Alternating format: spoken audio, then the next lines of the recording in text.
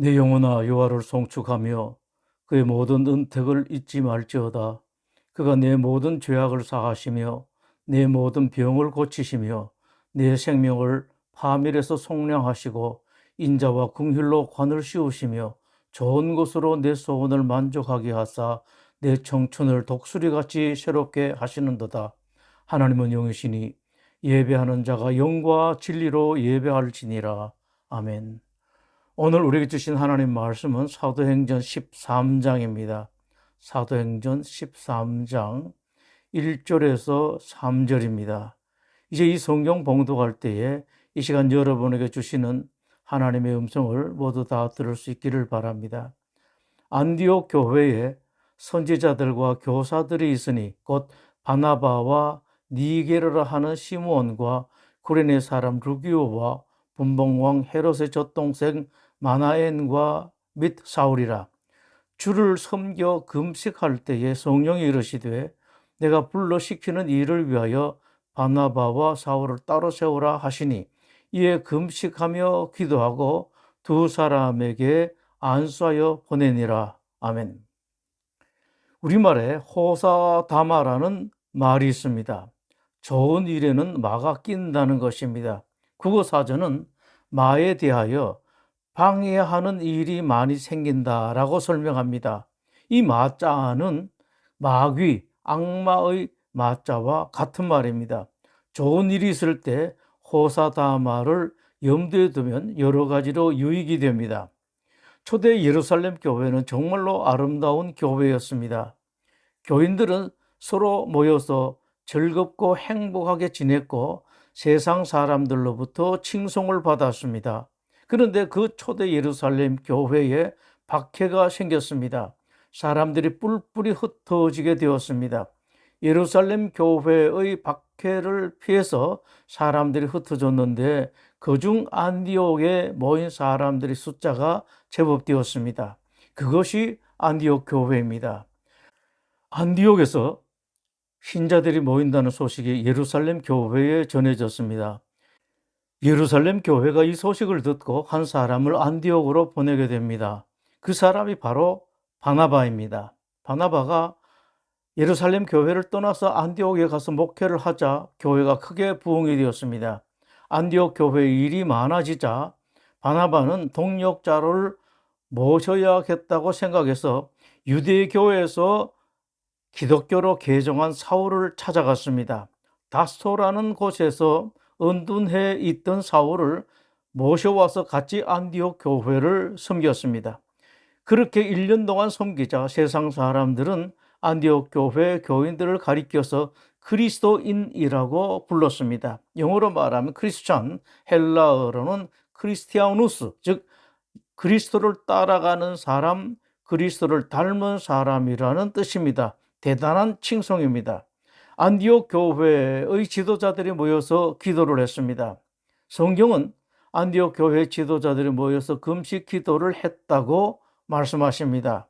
안디옥 교회에 특별한 사안이나 중대한 문제가 있어서가 아니었습니다. 안디옥 교회는 평시도들은 몰라도 적어도 교회 지도자들은 늘 금식 기도를 한 것 같습니다.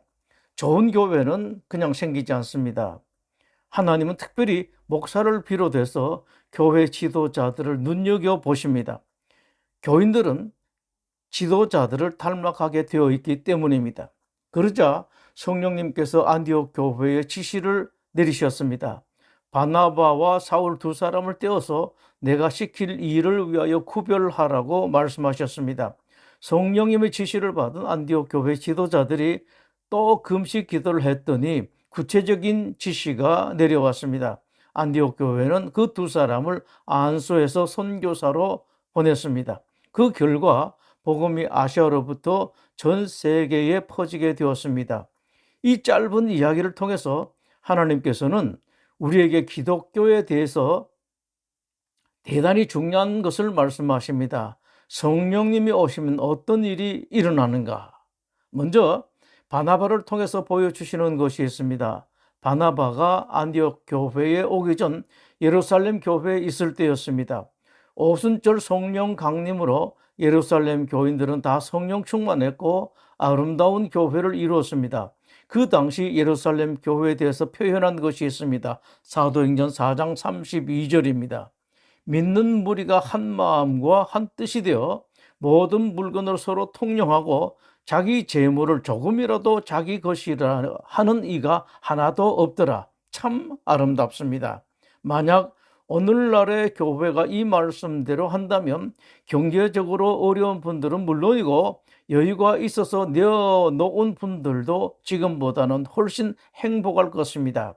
초대 예루살렘 교회에 대해서 성령이 말씀하시는 바가 또 있습니다. 그 중에 가난한 사람이 없으니 라는 말씀입니다. 그 당시 대부분의 사람들이 가난한 시절이었습니다. 그런 시대에 예루살렘 교회에는 가난한 사람이 없었다고 성경은 말씀하십니다. 다들 부족한 가운데서도 나보다 더 가난한 사람을 위해서 내 것을 교회에 내놓았기 때문입니다.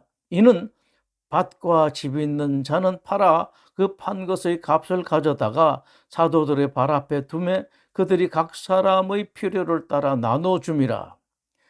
자기 것을 내어놓는 것은 쉽지가 않습니다.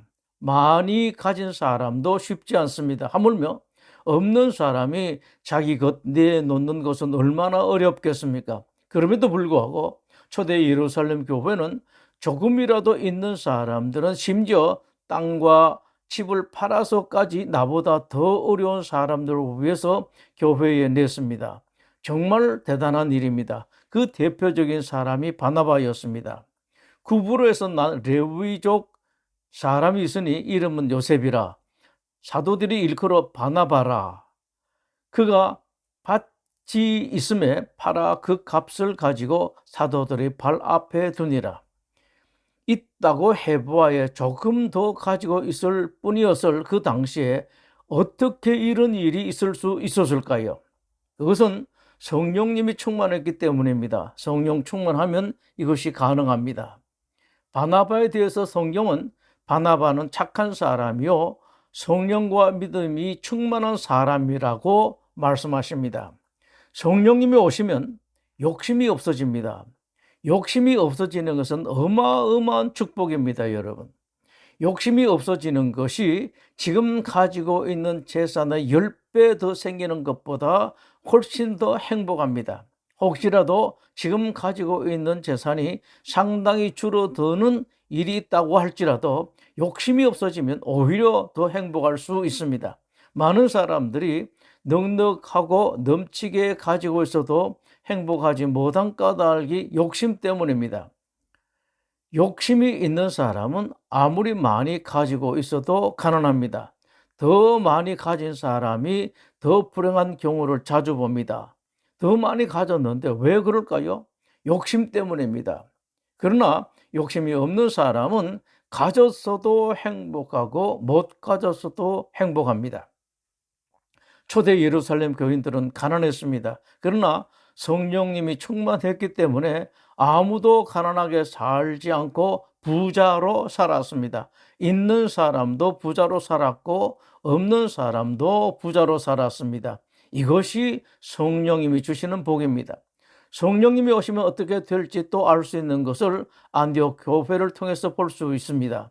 걱정이 없어지는 것입니다. 오늘날 노후 문제는 모든 사회의 커다란 걱정입니다. 특히 사회 기반이 약한 나라일수록 더욱 그렇습니다. 그러나 노후 문제의 진짜 문제는 노후 문제 그 자체가 아니라 그것을 과대하게 걱정하는 것입니다.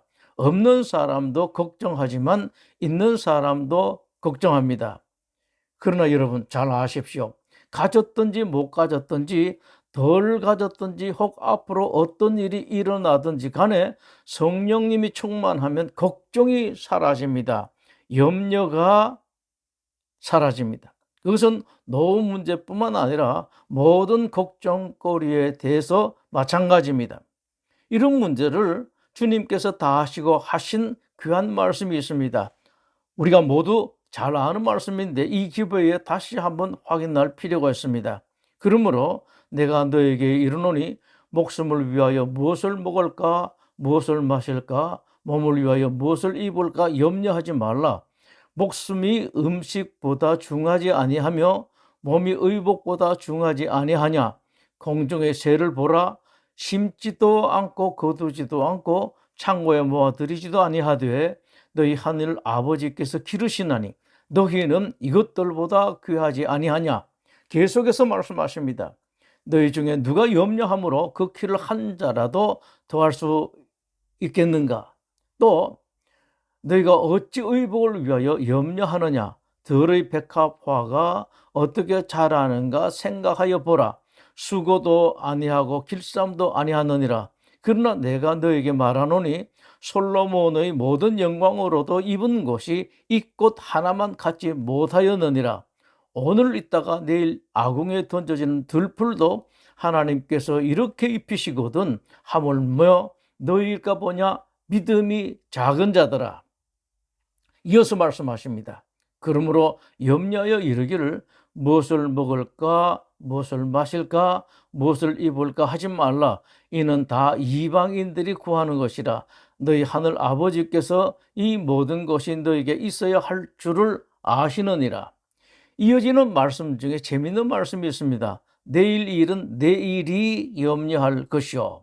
이 말씀을 정확하게 볼 필요가 있습니다. 내일 일은 내일 염려하라고 말씀하시는 것이 아닙니다.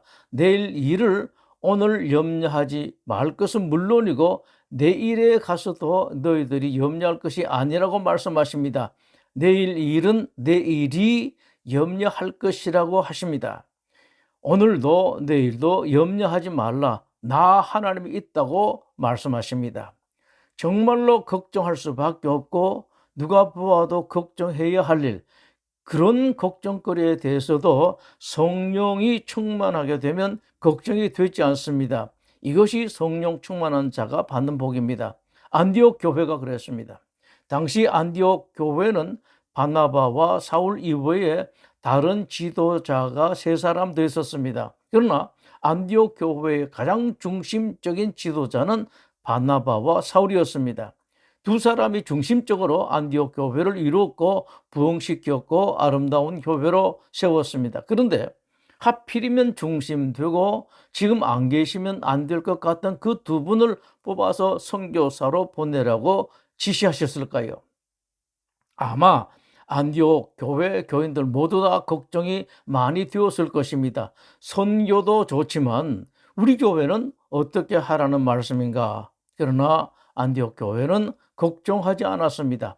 걱정거리는 있었지만 걱정하지는 않았습니다. 성령님이 오시면, 성령님이 충만하면 이렇습니다. 아무리 큰 걱정거리가 있어도 누가 보더라도 걱정할 수밖에 없는 일이라고 할지라도 성령님이 오시면 걱정이 되지 않습니다. 또 성령님이 오시면 순종이 쉽게 됩니다. 그것도 절대적인 순종을 하게 됩니다. 그렇게 하면 이런 일이 저런 일이 생기지 않을까 걱정이 생길 수 있을 것 같지만 성령 충만하면 걱정이 되지 않습니다. 안디옥 교회는 그 두 분 말고 다른 사람을 보내게 해 주십사라고 충분히 말할 수 있었을 것입니다. 또 이런저런 다른 방안을 찾으려고 애를 쓸 수도 있었겠습니다만 전혀 그러지 않았습니다. 이런 말 저런 말 일체 군소리하지 않았습니다. 그냥 시키시는 그대로 순종했습니다. 성령님이 오시면 아주 좋은 의미에서 단순하게 됩니다. 사람을 힘들게 하는 것은 머리가 복잡해지는 것입니다. 이것 생각하면 저것이 걸리고 저것을 생각하면 이것이 걸립니다. 이것이 인생을 힘들게 합니다. 그런데 성령이 충만해지면 정말로 좋은 의미에서 단순해집니다. 복잡하게 생각하지 않습니다. 아주 순진해집니다. 마음이 편안해집니다. 소위 똑똑한 사람들 눈에는 바보 같고 생각을 덜 하는 사람같이 보여도 그렇지 않습니다. 단순한 사람이 사실 정말 똑똑한 사람입니다. 인생도 그렇고 가정도 교회도 그렇습니다. 오늘날 한국 교회가 이런저런 어려움을 겪고 있는 까닭도 이것입니다. 단순함이 없습니다. 순진함이 없습니다. 너무 생각이 많고 똑똑한 사람들이 많아서 그렇습니다. 교회의 주인은 하나님이시고 성령님이신데 스스로 똑똑하다고 생각하는 사람들이 교회의 주인 노릇들을 하려고 하니 그렇게 되었습니다. 성령님으로 충만하십시오. 그러면 하나님께서 무엇을 요구하시는지 알게 되고 절대적으로 순종하게 되고 마음은 편안해집니다. 100년 전에 이 땅에 일제가 침략했을 때 한국 기독교 지도자들, 그 어른들은 일제에 항거하는 것은 밥 위에 계란 던지는 것과 같다는 것을 다 알았습니다. 그 당시 한국 교회의 지도자들의 지적 정도가 세상 사람들보다 상대적으로 높았습니다. 충분히 알 수 있는 어른들이었습니다. 그러나 그럼에도 불구하고 한국 교회 지도자들은 항일 운동을 주도적으로 앞장섰습니다. 사가들은 3.1 운동이 그처럼 신속하게 그리고 전국적으로 확산될 수 있었던 것, 일시적이 아니라 오랫동안 지속될 수 있었던 결정적 요인은 기독교 때문이었다고 말합니다. 기독교의 조직, 기독교의 적극적인 동참 때문에 그런 일이 가능했다고 말합니다. 평안북도를 위시하여 경상도, 함경도, 전라남도 등 그의 모든 지역의 최초 독립선언식 그리고 최초의 시위는 대부분 기독교인이 중심이 되었고 주동을 했습니다. 기독교는 교회 지도자들뿐만 아니라 평신도들까지 합하여 하나같이 3.1 운동에 적극적으로 참여했습니다. 그것 때문에 한국 기독교는 일제의 주목을 받아서 어려움을 많이 겪었습니다. 박해가 심했고 피해도 컸습니다. 이 결과로 기독교 교세에 큰 영향이 미칩니다. 3.1 운동 결과 기독교 교회는 88배가 줄어들었습니다. 신자는 무려 22,409명이 줄어들었습니다. 이것보다 더 큰 피해는 교회 분열이었습니다. 일제는 이것을 집중 공략했고 일제의 그 전략은 성공했습니다. 그로 인해 한국 교회는 한동안 힘을 잃고 교세는 약해졌습니다. 여기서 중요한 것은 그 당시 한국 기독교 지도자들은 기독교가 일제의 항일 운동에 참여하게 되는 그런 결과가 나올 수 있을 것이라는 사실을 충분히 알고 있었다는 사실입니다. 그럼에도 불구하고 한국의 기독교, 특별히 한국 교회 지도자들은 항일 운동에 적극적으로 앞섰습니다. 그들은 왜 그랬을까요? 교회가 약해지고 숫자가 줄고 교회가 갈라질 것을 알면서도 왜 그렇게 했을까요?